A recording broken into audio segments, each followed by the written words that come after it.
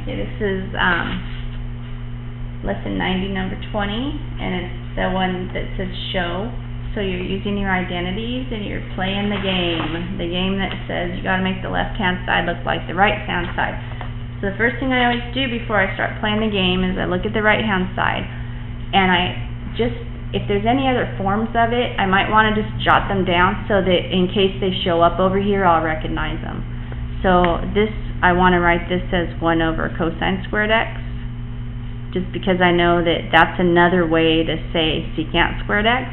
So if I end up over here with 1 over cosine squared x, I'm going to be like, woo, I won the game, right? Or if I just end up, maybe I'll just end up with a secant, I don't know, but I like to do that first. Okay, so I don't know how to tell you, except for by experience, you know, what to do first on this, but I think maybe a good rule of thumb is to maybe just use, you don't want to change single thing out for something. Maybe just change, like I noticed we have some reciprocals and maybe we'll even, I think right here, I think the reciprocals are going to actually cancel out. Because this cosecant squared x, that's 1 over sine squared x.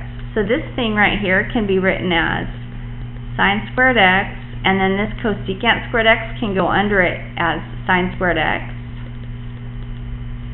And I just see that's an interesting cancellation, kind of suspicious, kind of makes me want to see if something can be done with that. Because doesn't that equal 1? It does. And then over here, there's a reciprocal relationship because I have secant is actually 1 over cosine. So now I got this, I can write it as sine squared x over cosine squared x. See, the secant turned into the cosine squared x, and I just left the sine squared x alone. That gives me tangent squared x. And then I started getting super hopeful because I thought, this is one of those identities that's on my piece of paper. So I started looking. Where's the identities? It's up here. I know. Scored, right? Do you see? Tangent squared x plus 1 is secant squared x. And I didn't even have to use my little 1 over cosine squared x. Now there's lots of other ways to do it, but that way was probably the shortest way to do it.